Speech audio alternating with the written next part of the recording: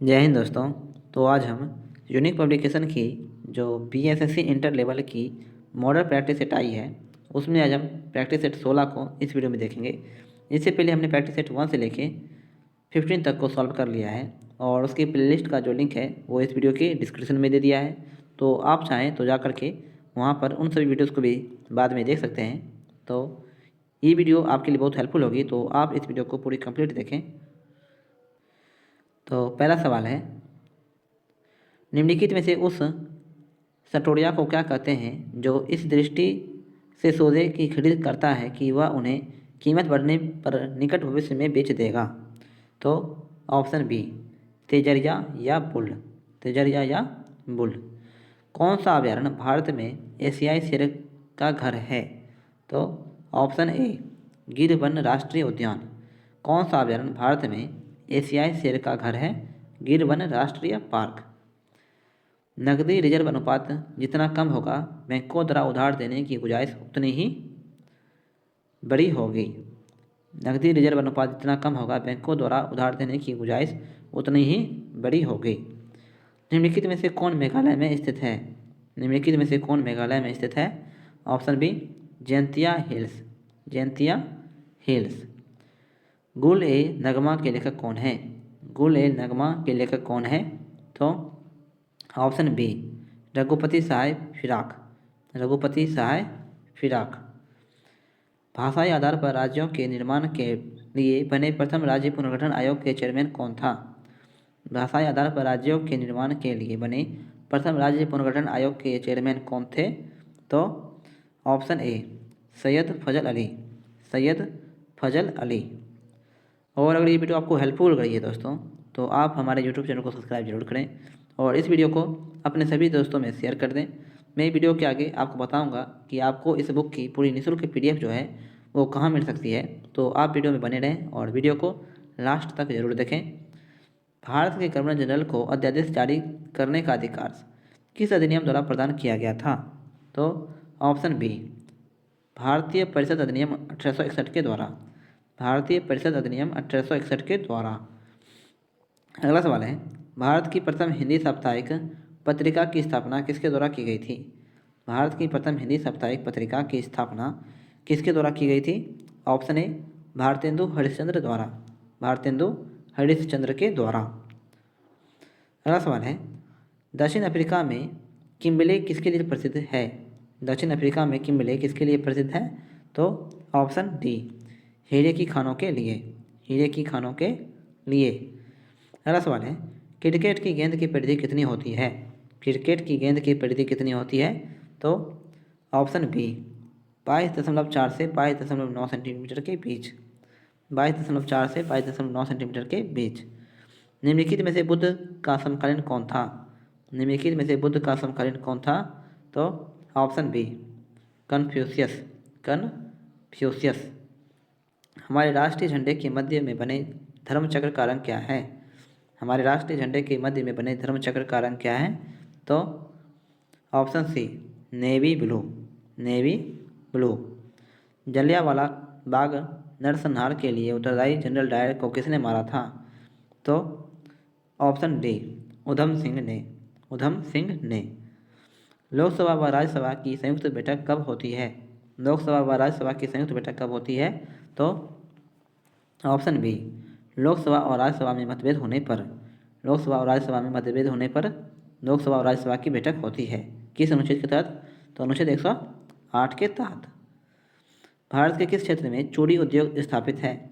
भारत के किस क्षेत्र में चूड़ी उद्योग स्थापित है? तो ऑप्शन बी, फिरोजाबाद में। फिरोजाबाद में। कनिष्क का दरबारी चिकित्सक कौन था? कनिष्क का दरबारी चिकित्सक कौन था? तो ऑप्शन ए, चरक। कनिष्क का दरबारी चिकित्सक कौन था? चरक। राष्ट्रकूटों द्वारा निर्मित प्रसिद्ध मंदिर कौन सा है? राष्ट्रकूटों द्वारा निर्मित प्रसिद्ध मंदिर कौन सा है? तो ऑप्शन बी, एलोरा। राष्ट्रकूटों द्वारा निर्मित प्रसिद्ध मंदिर कौन सा है? एलोरा। चींटी सामाजिक कीट है। चींटी सामाजिक कीट है। तो ऑप्शन ए, यह कॉलोनियों में रहती है। यह कॉलोनियों में रहती है। अगला सवाल है, पक्षियों के अध्ययन के विज्ञान को क्या कहते हैं? पक्षियों के अध्ययन के विज्ञान को क्या कहते हैं? तो ऑप्शन बी ऑर्निथोलॉजी। ऑर्निथोलॉजी। प्रसिद्ध बिग बैंग थ्योरी किस मुख्य सिद्धांत पर आधारित है? प्रसिद्ध बिग बैंग थ्योरी किस मुख्य सिद्धांत पर आधारित है? तो ऑप्शन बी डॉपलर प्रभाव पर। डॉपलर प्रभाव पर।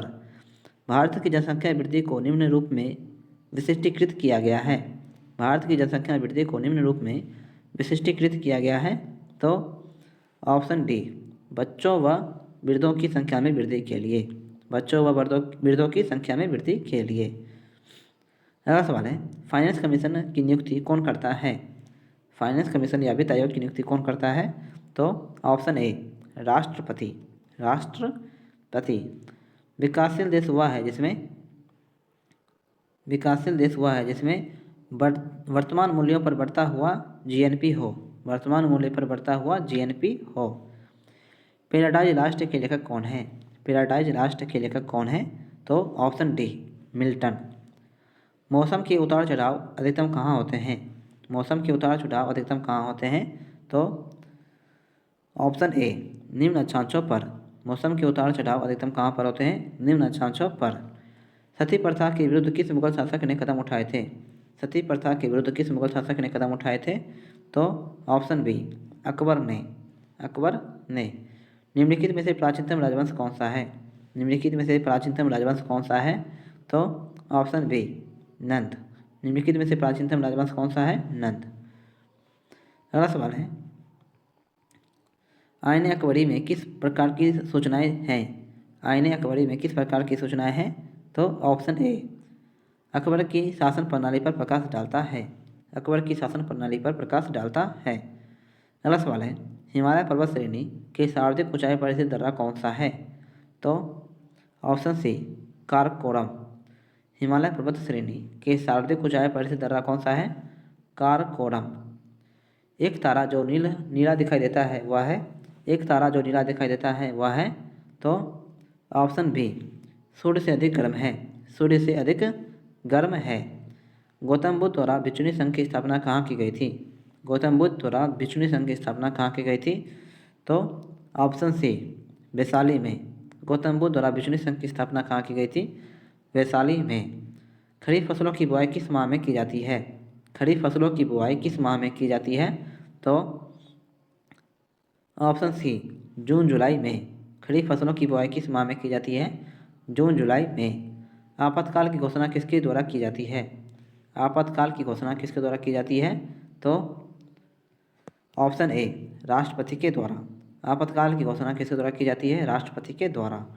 टोडा नामक जनजाति भारत के किस राज्य में पाई जाती है? टोडा नामक जनजाति भारत के किस राज्य में पाई जाती है? तो ऑप्शन बी तमिलनाडु राज्य में। तमिलनाडु राज्य में। पूर्वोत्तर राज्य सिक्किम की राजधानी कहाँ है?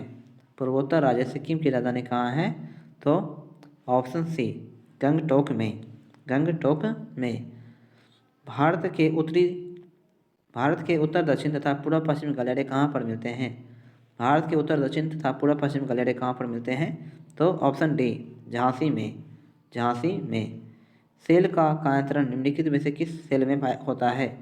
सेल का कायांतरण निम्नलिखित में से किस सेल में होता है? तो ऑप्शन डी स्लेट में। सेल का कायांतरण निम्नलिखित में से किस सेल में होता है? ऑप्शन डी स्लेट में। भारत में पंचवर्षीय योजना का अनुमोदन करने वाला सर्वोच्च निकाय कौन सा है? तो ऑप्शन बी राष्ट्रीय विकास परिषद। राष्ट्रीय विकास परिषद। अगला सवाल है, विश्व की सबसे गहरी झील बैकाल झील किस देश में स्थित है? विश्व की सबसे गहरी झील बैकाल झील किस देश में स्थित है? तो ऑप्शन ए रूस में।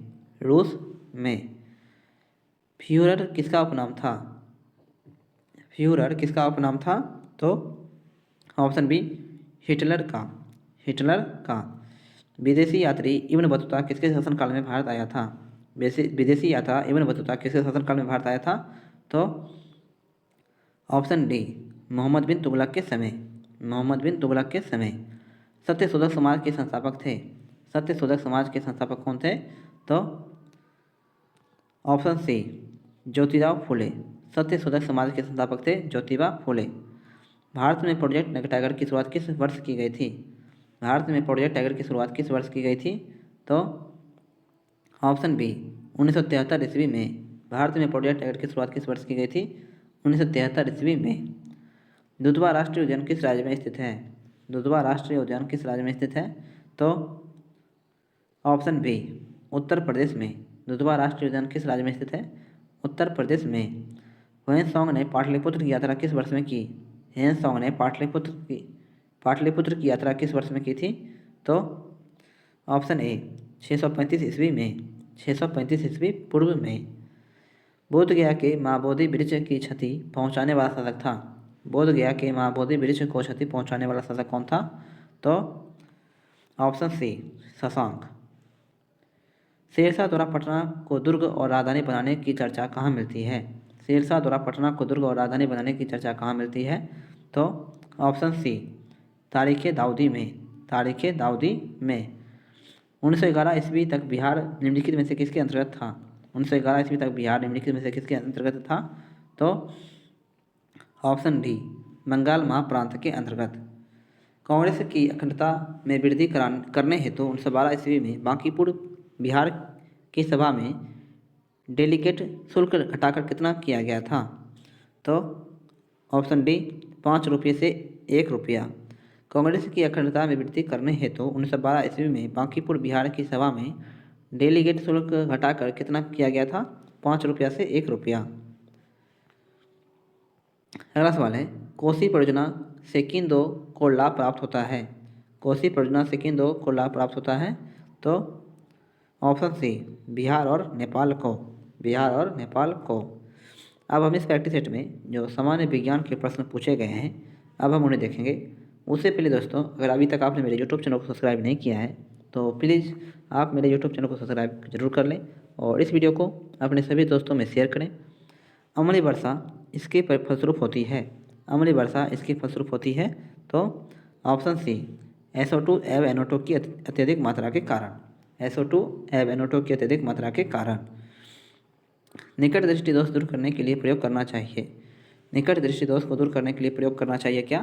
तो ऑप्शन बी अपसारी लेंस का। अपसारी लेंस का। निम्नलिखित में से कौन एक बायोगैस का अवयव है? निम्नलिखित में से कौन एक बायोगैस का अवयव है? तो ऑप्शन ए मीथेन। न्यूटन की गति के कितने नियम हैं?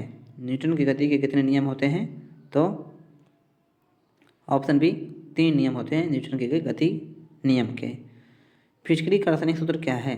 फिटकरी का रासायनिक सूत्र क्या है? तो option A K2SO4 into Al2SO4 का whole rice into 24H2O। K2SO4 into Al2SO4 का होल राइस इंटू 24H2O। प्रत्यावर्ती धारा को दिष्ट धारा में परिवर्तित करने वाला यंत्र को कहते हैं। प्रत्यावर्ती धारा को दिष्ट धारा में परिवर्तित करने वाले यंत्र को कहते हैं क्या? तो ऑप्शन बी रेक्टिफायर। रेक्टिफायर। प्रत्येक गर्म वस्तु उत्सर्जित करता है। प्रत्येक गर्म वस्तु उत्सर्जित करता है क्या? तो ऑप्शन बी अव्यक्त किरणें। अव्यक्त किरण। निम्नलिखित में से कौन सा ईंधन जलाए जाने पर न्यूनतम प्रदूषण का कारण बनता है? निम्नलिखित में से कौन सा ईंधन जलाए जाने पर न्यूनतम प्रदूषण का कारण बनता है? तो ऑप्शन डी प्राकृतिक गैस। प्राकृतिक गैस। एक सामान्य मानव नेत्र की दृष्टि रेंज है। एक सामान्य मानव नेत्र की दृष्टि रेंज क्या है? तो ऑप्शन डी अनंत से 25 सेंटीमीटर। अनंत से 25 सेंटीमीटर। एक बिजली के हीटर को गर्म करने वाली कुंडली जिस पदार्थ की बनी होती है उसकी विशेषता क्या है? तो ऑप्शन सी उच्च विशिष्ट प्रतिरोधकता और उच्च गलनांक। उच्च विशिष्ट प्रतिरोधकता और उच्च गलनांक। यदि आवर्धन m बराबर +1.5 है तो प्रतिबिंब का आकार बड़ा होगा वस्तु के आकार और वास्तविक प्रतिबिंब से। अगला सवाल है नेत्र विशेषज्ञ द्वारा लेंस की शक्ति +2.5 डायोप्टर बताई गई है तो f = 40 सेंटीमीटर और ये उत्तल लेंस होगा। अगला सवाल है एक विद्युत फ्यूज आधारित है। एक विद्युत फ्यूज आधारित है किस पे? तो ऑप्शन सी विद्युत धारा के उसमें प्रभाव पर। एक विद्युत फ्यूज आधारित है विद्युत धारा के उसमें प्रभाव पर। लेंस की शक्ति लेंस की फोकस दूरी से किस प्रकार संबंधित है? तो ऑप्शन बी 1/f से प्रत्यक्ष समानुपाती। लेंस की शक्ति लेंस की फोकस दूरी से किस प्रकार संबंधित है? तो 1/f से प्रत्यक्ष समानुपाती। अगला सवाल है, कठोर जल साबुन के साथ पृष्ठ मल बनाता है, यह किसकी उपस्थिति के कारण है? कठोर जल साबुन के साथ पृष्ठ मल बनाता है, यह किसकी उपस्थिति के कारण है? तो ऑप्शन डी CaCl2 की। CaCl2 के। वह धातु जो अत्यंत अभिक्रियाशील है, वह धातु जो अत्यंत अभिक्रियाशील है वो कौन सा है? तो option D aluminium. Aluminium. Magnesium को हवा में जलाना है, मैग्नीशियम को हवा में जलाना है तो ऑप्शन बी रासायनिक परिवर्तन। मैग्नीशियम को हवा में जलाना है, रासायनिक परिवर्तन। धातु के फॉस्फेट का सूत्र MPO4 है तो इसके नाइट्रेट का सूत्र होगा। धातु के फॉस्फेट का सूत्र MPO4 है तो इसके नाइट्रेट का सूत्र क्या होगा? तो ऑप्शन डी MnO3 का होल थ्राइस। MnO3 का होल थ्राइस। रॉकेट किस सिद्धांत पर कार्य करता है? रॉकेट किस सिद्धांत पर कार्य करता है? तो ऑप्शन सी रेखीय संवेग संरक्षण पर। रेखीय संवेग संरक्षण पर।